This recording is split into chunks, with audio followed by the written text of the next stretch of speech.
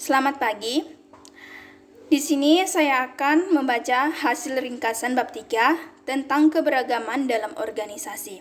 Sebelumnya, perkenalkan nama saya Cecilia Veronica, NIM 19104169902 dari kelas A2 Pagi Manajemen, dosen Adi Mursalin SEMM, Makul Perilaku Organisasi. Keberagaman dalam organisasi. Menurut Tampu Bolon, keragaman dalam organisasi merupakan suatu hal yang penting saat ini. Dengan keragaman organisasi dapat memperoleh berbagai pedagang, kemampuan, dan berbagai hal untuk mengatasi permasalahan organisasi atau perusahaan, serta dapat meningkatkan efektivitas perusahaan. Sudah jelas, isu atau masalah mengenai tenaga kerja yang semakin bervariasi adalah salah satu hal yang penting bagi manajer di saat ini. Keragaman dalam organisasi bukanlah sekedar beragam dalam umur, suku, ataupun kemampuan. Pengertian keragaman dalam organisasi. Keragaman organisasi adalah masalah yang semakin menjadi pokok pembicaraan di banyak bisnis, khususnya di Departemen Sumber Daya Manusia. Menurut Abudi, dalam mendefinisikan beragam untuk organisasi perlu diingat beberapa hal. Yang pertama, keragaman bukan hanya sekedar ras, kelamin, rasa, penampilan, dan kemampuan fisik dan mental. Yang kedua, bagaimana individu atau persepsikan atau merasakan tentang keragaman yang dipengaruhi oleh berbagai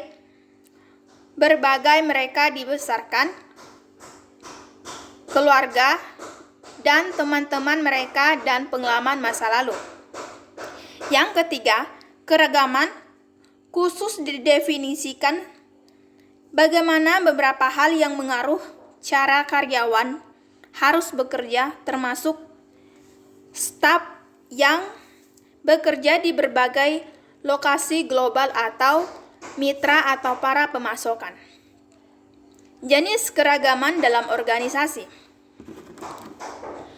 Menurut Reins, sejumlah faktor yang menentukan keanekaragaman yang disebabkan perbedaan individu yang umumnya dipertimbangkan saat membahas keragaman dalam organisasi dengan 34 jenis karakteristik keanekaragaman teratas dari jumlah karakteristik lainnya. Pengelolaan keragaman dalam organisasi.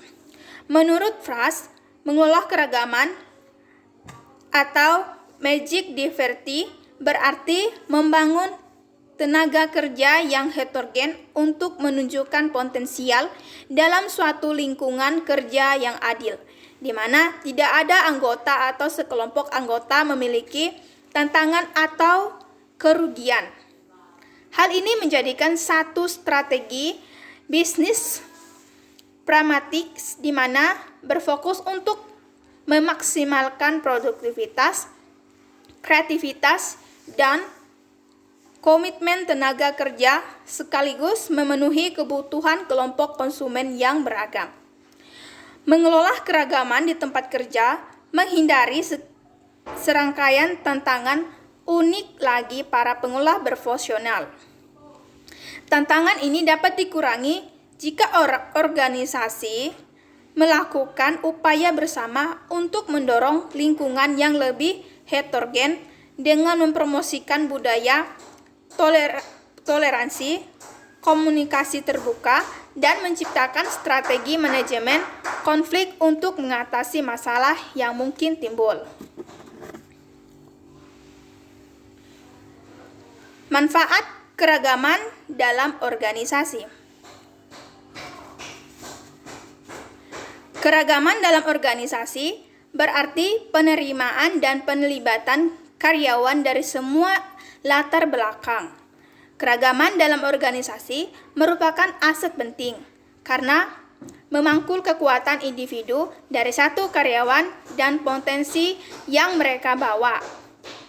Menghargai perbedaan orang lain adalah hal yang pada artinya menyatukan kita semua dan dapat menjadi rahasia menuju organisasi yang sukses dan berkembang serta budaya kerja yang adil, karena dunia saat ini semakin mengglobal dan saling berhubungan. Tempat kerja harus memanfaatkan keragaman keterampilan yang tepat dibawa oleh individu dari latar belakang dan bahas yang berbeda. Menurut Panvan dan Fambello, berbagai manfaat keragaman dalam organisasi meliputi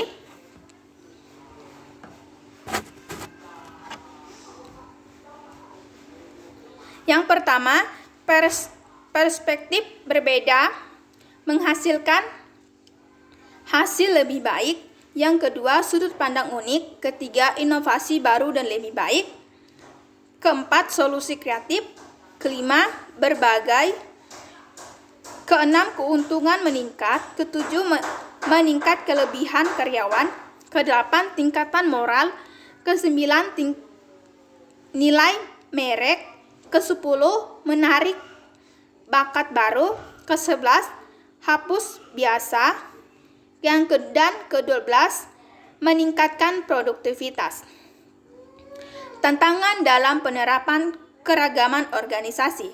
Dalam konteks organisasi, keragaman mengacu pada kesetaraan peluang dan pekerjaan.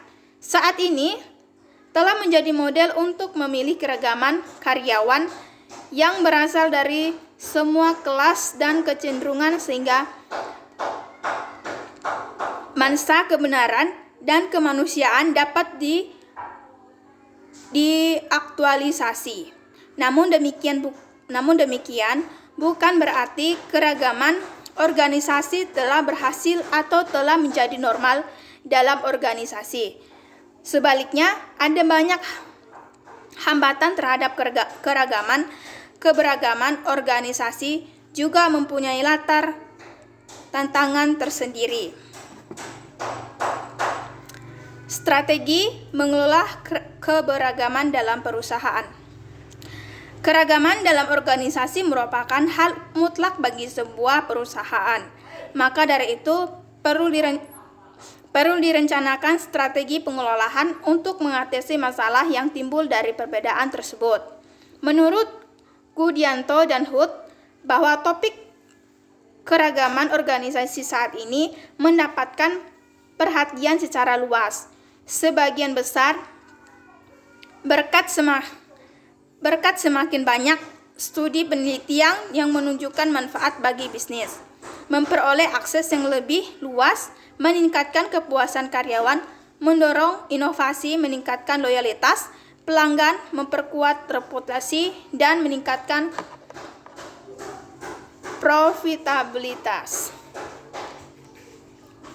Demikian hasil ringkasan dari bab 3 tentang keberagaman dalam organisasi. Saya Cecilia Veronica mengucapkan selamat pagi dan terima kasih.